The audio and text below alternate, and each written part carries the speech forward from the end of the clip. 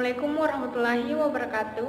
Perkenalkan, nama saya Nurul Amalia, mahasiswa Kesehatan Lingkungan, Fakultas Ilmu Kesehatan Masyarakat Universitas Haloleo.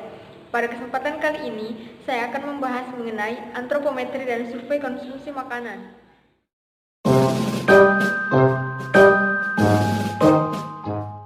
Kita akan membahas mengenai antropometri.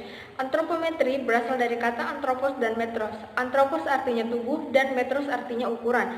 Jadi, antropometri adalah ukuran dari tubuh. Antropometri adalah ilmu yang mempelajari berbagai ukuran tubuh manusia. Ukuran yang sering digunakan adalah berat badan dan tinggi badan. Selain itu juga, ukuran tubuh lainnya seperti lingkar lengan atas, lapisan lemak bawah kulit, tinggi lutut, lingkar perut, dan lingkar panggul.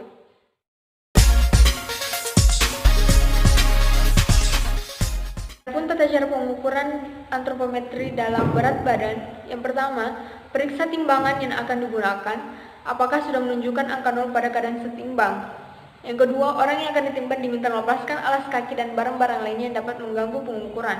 Yang ketiga, orang yang ditimbang dipersilahkan untuk berdiri tepat di tengah timbangan. Dan yang terakhir, pengukur berdiri di tempat orang yang ditimbang. Pengukur dicatat sampai 50 mg terdekat. Pada pengukuran tinggi badan, yang pertama dilakukan adalah cari tempat dengan alas rata dan dinding yang tegak lurus. Yang kedua, gantungkan microties secara tegak lurus pada dinding, dengan terlebih dahulu menariknya sampai angka 0. Yang ketiga, orang yang diukur diminta melepaskan alas kaki dan lain-lain yang dapat mengganggu pengukuran tinggi badan. Yang keempat, orang yang akan diukur diminta berdiri tegak dengan mata memandang lurus ke depan. Yang kelima, microties ditarik sampai ke bawah, tepat di puncak kepala. Dan yang terakhir, pembacaan sampai milimeter terdekat dilakukan dengan mata memandang sejajar dengan jarum penunjuk microties. Pada pengukuran lingkar lengan, yang pertama dilakukan itu, pengukur berdiri menghadap kiri bagian orang yang akan diukur. Yang kedua, orang yang akan diukur berdiri tegak menghadap lurus ke depan. Yang ketiga, pengukuran dilakukan pada lengan kiri.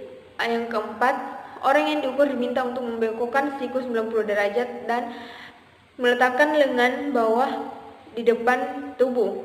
Yang kelima, lingkarkan pita ukur secara pas pada lengan. Yang terakhir, baca dan catat hasil pengukuran sampai milimeter terdekat.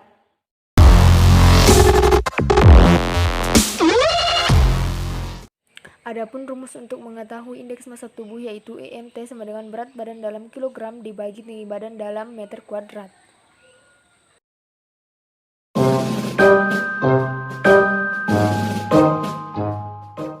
Selanjutnya, kita akan membahas survei konsumsi makanan. Pada survei konsumsi makanan menggunakan dua metode, yaitu metode food recall 24 jam dan semi frekuensi makanan. Data survei konsumsi makanan diperoleh melalui wawancara antara petugas survei dengan responden. Pangan yang dicatat meliputi nama masakan atau makanan, porsi makanan dalam ukuran rumah tangga, dan bahan makanan dalam ukuran rumah tangga.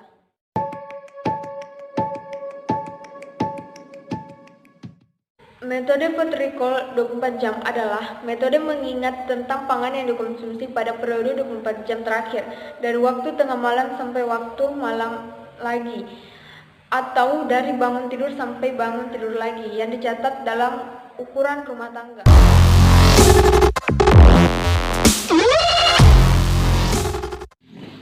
Waktu sahur itu makan apa? Nasi putih dan tongkol goreng dan sayur kacang panjang.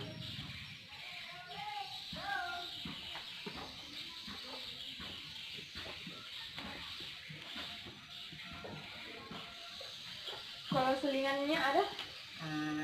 Tidak ada. Kan siang. Waktu berbuka makan apa? Pisang hijau dan pisang goreng.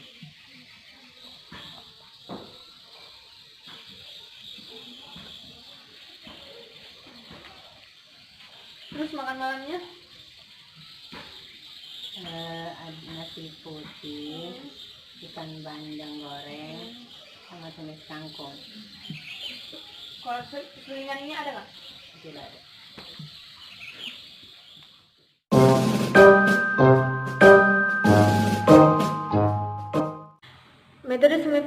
makanan adalah metode yang difokuskan pada kekerapan konsumsi makanan pada subjek ditambah dengan informasi kuantitatif jumlah makanan yang dikonsumsi setiap porsi makanan. Kekerapan konsumsi akan memberikan informasi banyaknya ulangan pada beberapa jenis makanan dalam periode waktu tertentu.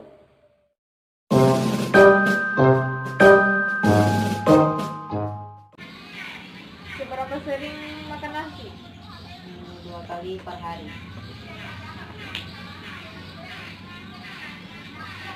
Kalau mie basah berapa sering? 2 kali per minggu. Kalau bihun? 1 kali per minggu.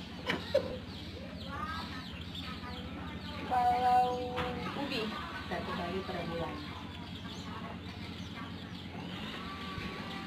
Kalau ayam? 2 kali per minggu. Kalau ikan? 1 kali per hari. Telur? 1 kali per minggu. 1 kali per hari. Kalau bakso? Bakso 1 kali per minggu. Tahu? 4 kali per minggu. Kalau tempe? 3 kali per minggu. Kalau sayur bayam? 1 kali per bulan. Kalau kangkung? 4 kali per minggu.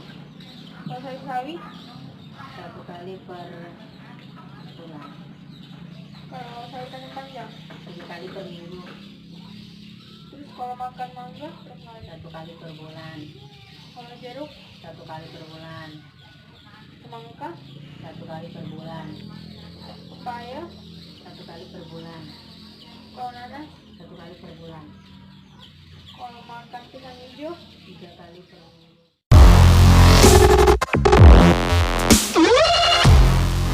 Adapun perhitungan pada food record 24 jam, yaitu semua jenis bahan makanan dimasukkan ke dalam aplikasi Nutri-Survey yang kemudian didapatkan karbohidrat, energi, protein, dan lemak. Yang kemudian energi tersebut dibagi menjadi 2, protein dibagi menjadi 4, lemak dibagi menjadi 9, karbohidrat dibagi 4. Yang kemudian dijumlahkan pada hari kedua, lalu dibagi kembali sesuai dengan energi dibagi 2, protein dibagi 4, lemak dibagi 9, dan karbohidrat dibagi 4.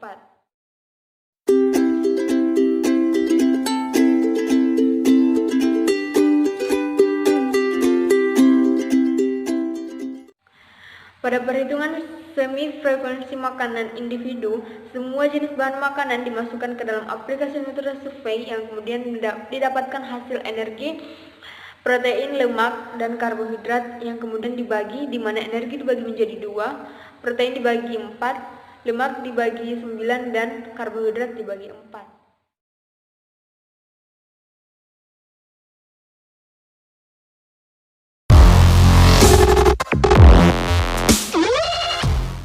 Inilah hasil perhitungan semi frekuensi dari ketiga responden, yaitu 16,89.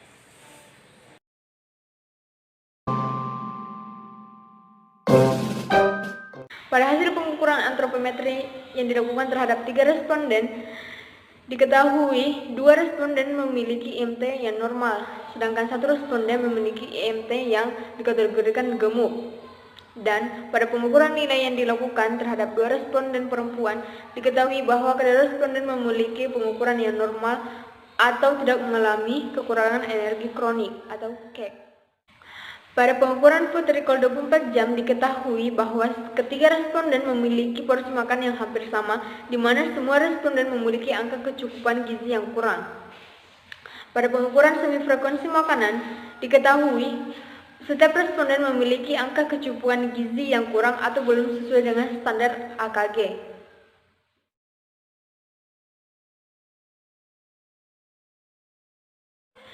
Itulah tadi pembahasan mengenai antropometri dan survei konsumsi makanan. Lebih dan kurangnya mohon dimaafkan. Assalamualaikum warahmatullahi wabarakatuh.